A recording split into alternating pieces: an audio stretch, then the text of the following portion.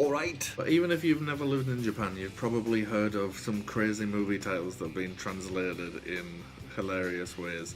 Like, for example, Being John Malkovich in Japanese was translated as Malkovich no Ana, which means Malkovich's hole. But if you live in Japan, you'll find that actually this makes it really hard to find films when you want to rent them. Japan still has video rental stores! Tsutaya and Geo, I would say, are the two biggest ones. And man, it's great. I absolutely fucking love wandering around those places. It's like going back in time. Of course, if you don't speak Japanese, you're pretty much fucked. But even if you do speak Japanese, it's hard. And that's because there's no fucking system of how they've translated the film from its English title to its Japanese title. Well, there is a system, or there are systems. So what I'm going to do today is I'm going to go through a few of those systems and try and help you so that next time you're in Tsutaya or Geo, you might be able to use these techniques to find the film that you're looking for without like losing your entire weekend. Lost in the video store. Right, first we've got the easiest one, which is when they translate the movie title into katakana, which is like a Japanized version of non-Japanese words. For example, we have Logan, which in Japanese is Logan, La La Land, which in Japanese is Ra Ra Rando, Dunkirk, which is Dunkerque, and Justice League, which is Justice League. So these are very easy, so if you know the Western title of a movie, you can find them very easily. It would be much simpler if all of them were named like this, but it wouldn't be as fun. Next, we've got films that have been translated into a Japanese version of the same title, so these ones are a little bit more difficult. You need more Japanese vocabulary to understand these ones, but if you know the Western title and you know the Japanese word for that, you can usually figure it out. Memai is vertigo, so that's the Japanese word for vertigo, so if you know that, you're fucking quids in. Jusan Nichi no Kinyobi is Friday the 13th, so exactly the same. Bijou to Yaju is Beauty and the Beast. Oriento Kyuko Satsujin Jiken is Murder on the Orient Express. And Star Wars Saigo no Jedi is Star Wars The Last Jedi. There are no liberties taken with the name of this film. This is just exactly the same in Japanese, so easy enough. But wait, it gets harder. Itchy nose, I wasn't picking it. Now via Movie Magic, I'm gonna change clothes. It's not because I filmed this earlier and I can't be bothered refilming it. Just Movie Magic. Just fucking shut up and accept it. Next is the curious case when they just decide we don't like that title very much, so we're just going to chop it down the middle. So, for example, No Country for Old Men in Japanese is just called No Country. And Eternal Sunshine of the Spotless Mind is just called Eternal Sunshine.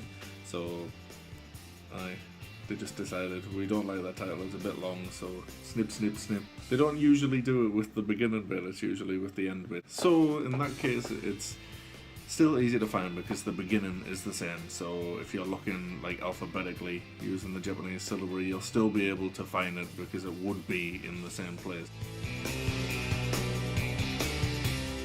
Next we've got the problem with how inconsistently they use the.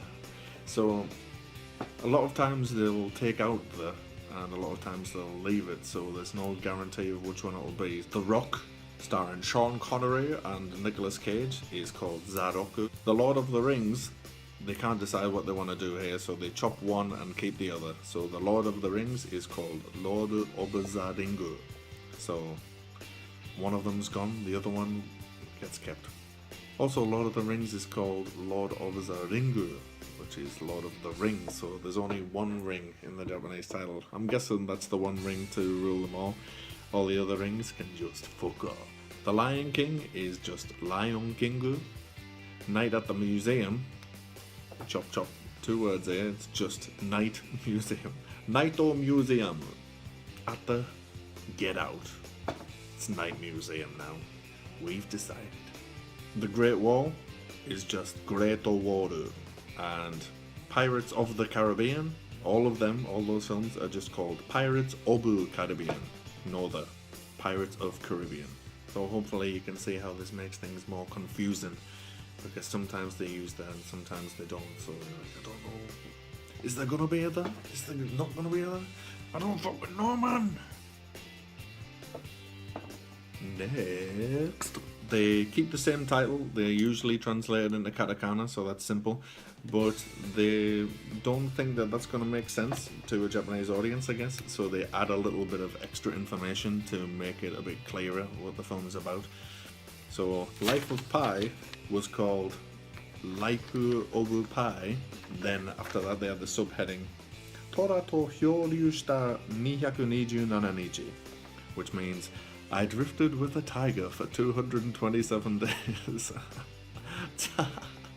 You must be kidding, aren't you? The Mummy, the recent version of The Mummy with Tom Cruise, is called The Mummy, so they use that there, which is good. But then after that they have the subheading Horowareta Sabaku Ojo, which translates as the Princess of the Cursed Desert. The Revenant is called Revenanto Yomigaerishimono, which is like the resurrected man, which makes sense, but that's what the Revenant means anyway, so why didn't they just call it the resurrected man without putting Revenant in katakana? Make up your mind. Spotlight is called Spotolaito Seiki no Scubu, which means scoop of the century. So Cloverfield, you know, the monster film in New York, that's called Cloverfield, but then it has the subheading Hakaisha, which means destroyer, basically. So I'm not sure how that really helps. If you look at the poster and you see the Statue of Liberty with its head off, and you don't understand that this film's about a fucking destroyer without them saying it, then you're a bit fucking dense, really. You need a slap, I reckon. So these ones are fun. They add a little bit extra hilarity to your film renting experience. Next we've got kiddie films, so the likes of like Pixar, Disney, DreamWorks, those kind of films. They have quite a similar style of naming them over here, all of them. So it's usually, they have like the name of the main character, some kind of exciting adjective, and a brief plot description. Maybe it's for the kids. I don't really fucking know. Culture. Up in Japanese is called Karuji-san no Sora Tobu Ie, which translates as Old Man Carl's Flying House. Which makes sense, you can see how they got that title. Brave is called Merida to Osoroshi no Mori. So Merida is the main character, and it's Merida and the Frightening Forest, which again makes sense. Frozen is called Anna to Yuki no Jo. So that's Anna and the Snow Queen. Ratatouille is called Remy no Oishi Restaurant, which is Remy's Delicious Restaurant. Tangled is called To no Ue Rapunzel, which means like Rapunzel on the tower or Rapunzel up the tower. Despicable Me, it's called Kaito Guru no Tsuki Dorobo, which basically means like mysterious or like phantom thief. Mysterious thief Guru's moon theft. I've stolen the fucking moon. So yeah, we know he steals the moon, which is the reason I would want to say it. Does he steal the moon though? Yes, I'm fucking going. Inside Out is called Inside Head. Inside the head though. So, I don't know why they changed that. There's no rhyme or reason, that's what I'm telling you. Johnny Foreigner, that's me. Finally, we've got the films where I guess they just decided that they don't like the film title very much, or that it won't really drag in the crowds in the Japanese market, so they changed the film title entirely to something completely new. And these ones are the ones where you get the most hilarity. Fast and Furious 8, or The Fate of the Furious if you're in America. In Japanese, it's called Wild Speed Icebreak.